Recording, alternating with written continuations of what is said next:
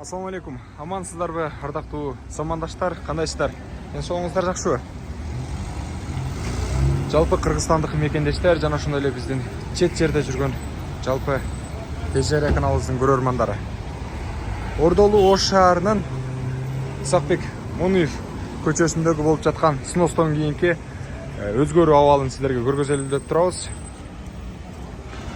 Дал ушул көчө, биз турган көчө. Исакбек Муниев көчөсү. Түз барып Акбурага тиет.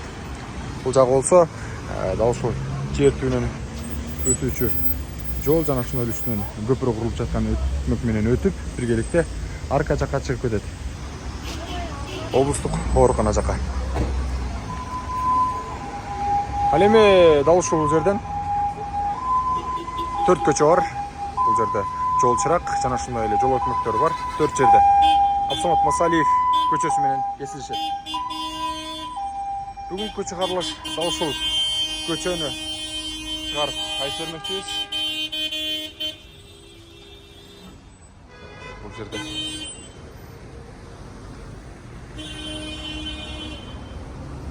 тротуарлар жаңы коюлган, тагыраагы жаңы брусчаткалар сонунгу тизилип катарасына коюлган. Ал эми бул жерлерне асфальттын кошумчасынан коюп чыкса, же болбосо цемент куюлса, ушуктап хамыт катарында бекем кармайтын болуп жерчи. Ары бери ойноп кетпей турам. Ал эми арыктан суу өтүүчү латок коюлган моундай. Көрүп электр момунчаларын тартуу иштерин жүргүзсө эле болду. Тагыраагы бул жакта же болбосо ичинен эле жүрөт. Бул көпчүлүк азыркы заманбап шарттагы жарыктандыруу дал ушул электр момунчаларынын түркүктөрүнүн ичинен эле свет жиберилет, жарыктык. Андан кийин болсо жанат. Көрүп турасыздар, арка көздө дагы, берки көздө дагы ушундай жарыктандыруулар бар. Буюрса биздин билишибизге караганда 70%дан жогорураак деңгээлде ушул жол жана ошондой эле көпүрө дагы бүтүп калгандыгын дагы да болсо айгинелеп айтып бере алабыз, көргөзүп дагы тартып берели. Биз менен бирге болуп туруңуздар. Мурундар жол аябагандай тар болчу. Ордолуу Ош шаарында жүргөн тургундар, мекендештер болсо билишет. Мына жоктар снос болгон аймактар.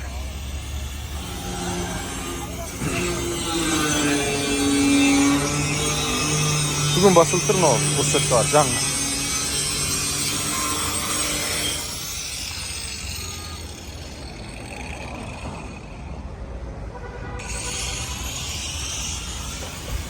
Шагыл төгүлүп майда. Андан кийин болсо трамбовка болот, жерди атайын каттуу жерге ныктап. Андан кийин брусчатка басылат.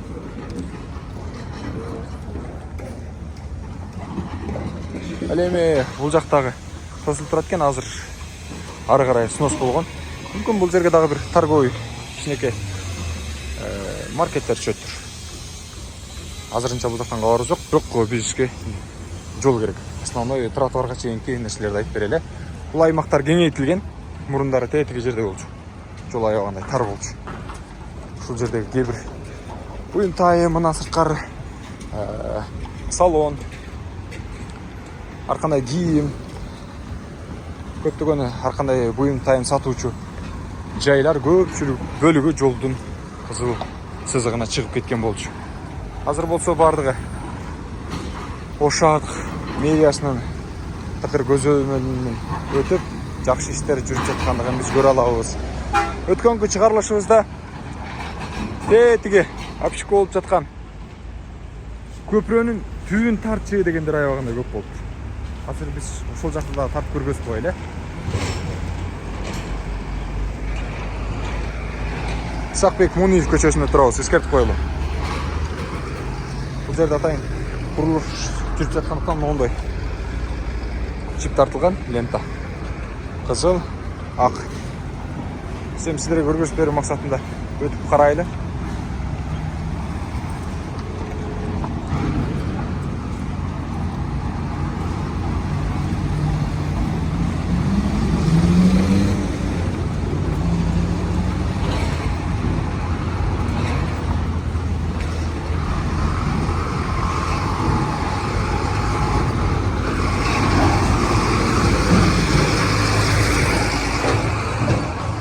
Унаанын кыймылы аябагандай көп бул жактачы.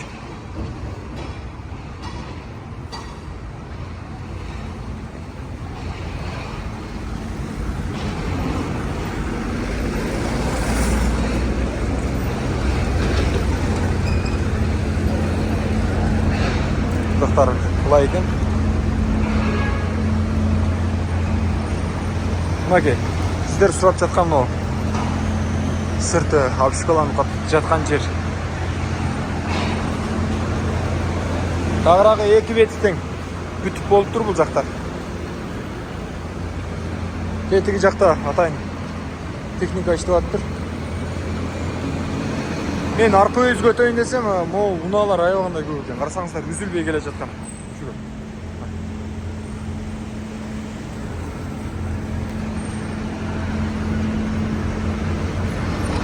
Ол жерден өткөн аракет кылайын билмейм.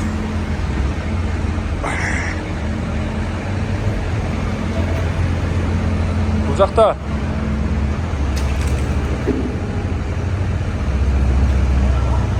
лотокторду кайрадан алып ордун бышыктап жатыштыр, дагы да болсо кеңейт. Ал жакта көрүп турасыздар, иштеп атышат.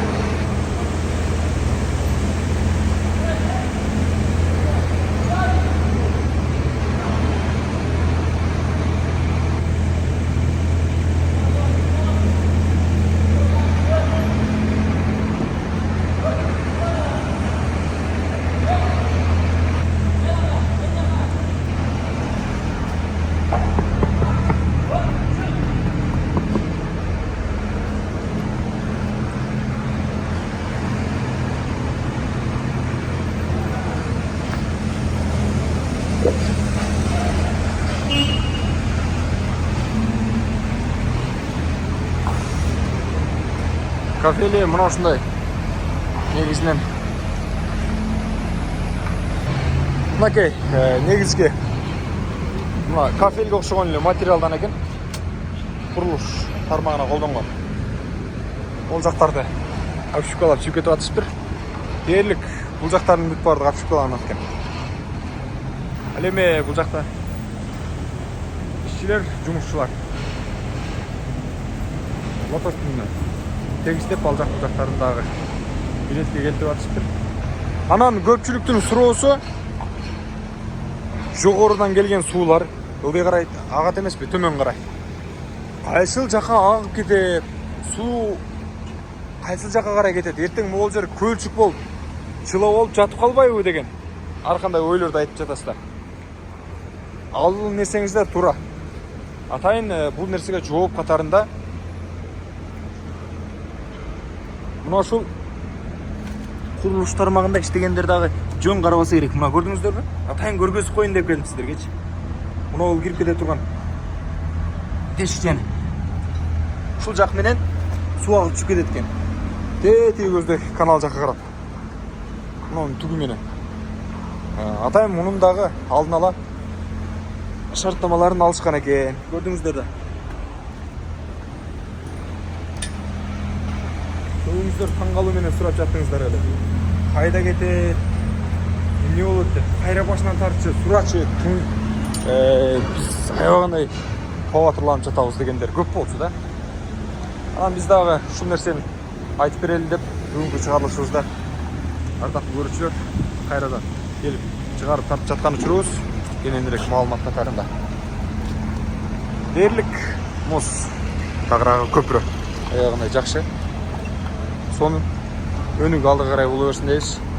Эми аз гана чыдап жашап турсак, могу жолго дагы асфальт төшөлөт деп турат. Анысы дагы төшөлсө, ушул жумуштар бүтсө, Ош шаарынын дагы бир аймагы алдыга карай жылмак деген ойлорду айтмакчы. Анан аркы бетинде дагы ошондой эле тетигиндей тешикче бар, сууну соруп кете турган. Мындан сырткары бул жерде жумушчулардан сурасам, кошумча мотор дагы коюлса керек дейт. Сууну сордуруп алгангачы. Эми мен үстүн тартайын эми. Дал ушул көпүрөнүн үстү жагына дагы өтөлү.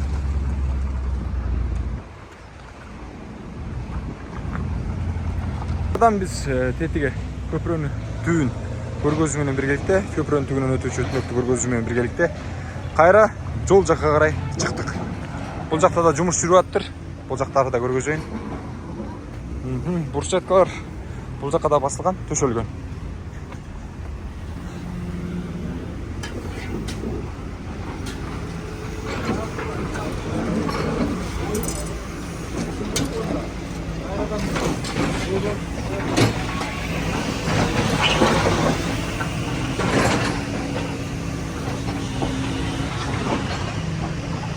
Ол жерге атайын шагыл төшөлүп, андан кийин болсо дал ушул мен жогоруда айтып өткөндөй оор техника менен ылдыйга карай бир күч менен басым менен десек болот, трамбовка кылып чыккандыгын көрүүгө болот.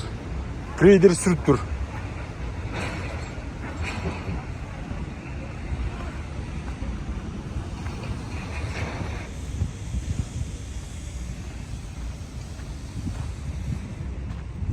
Ол жакта оор техника грейдер турат, көрдүңүздөр. Ушуну менен сүрдүрүп, тегиздеп. Айлампа мынау.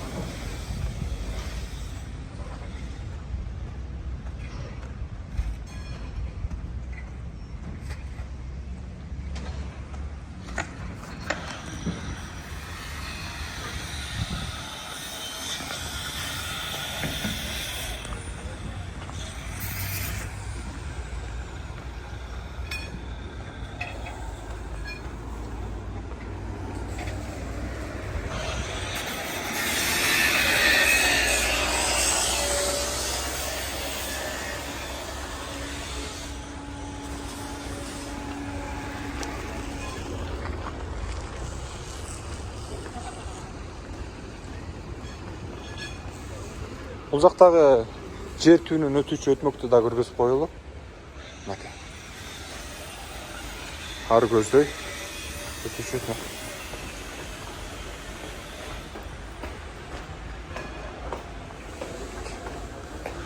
Бул жактар негизинен бүткөн экен. Көрдүңүздөрбү?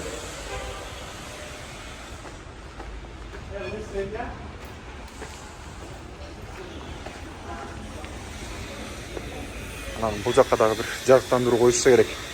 Антесе караңгы болуп калат да. Ал эми бул жактарда эки жолдун арка бетинде, берки бетинде электр момчаларын жарыктандыруу катарында түркүктөрү дагы орнотулган. Көрүп болот.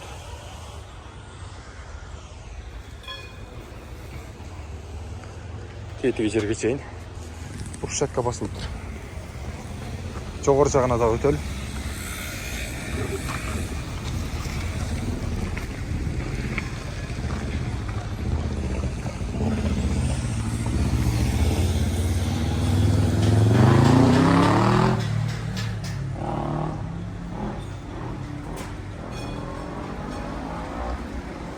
Бул жак экинчи жак. Арка беттен бери өтөт суут, бирги жактан ар көздөй өтсө болот.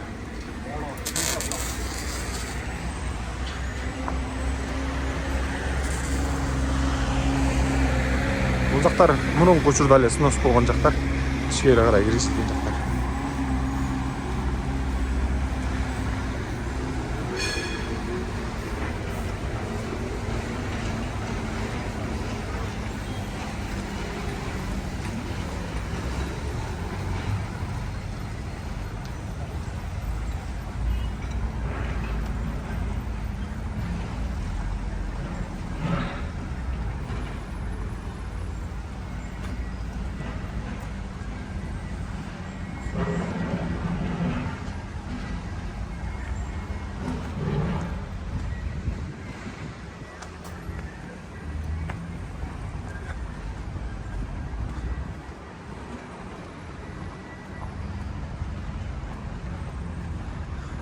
Буюрса Ордолоо шаарыбыздан кире бериш жери сонун болот жакында.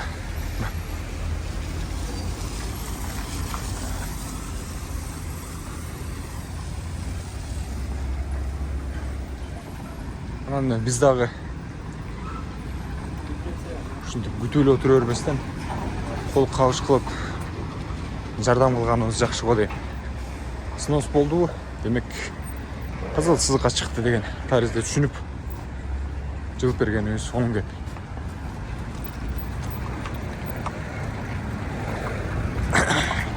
Ал жерден өтүп кетели.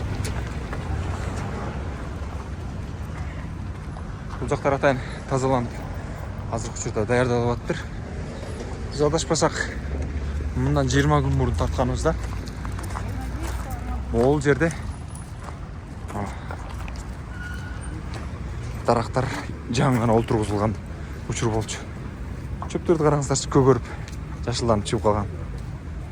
Мына сууларда ушуну теги чачылып турса, демек жашылданып көгөрүп, жолдун эки тарабы кооз болуп калат деген финиште айта алабыз. Бул жактарды асфальттын бетин сыйрып башташыптыр. Кийинки жаңы таза болчу жасалчу асфальтка даярдык кылып атышыптыр. Дээрлик мына ушундай. Бул жак биринчи асфальт болуп экен. Даярдап атышыптыр.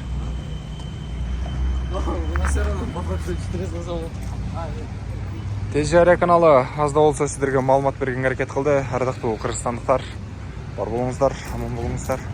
Буюрса дагы да болсо чыгарылыштарды тартып чыгарып турабыз. Ал үчүн бизди колдоп, лайк, комментарий жазып кетиңиздер. Достор менен бөлүшүп дегендей. Кыргызстаныбыз өнүксүн. Алга Кыргызстан.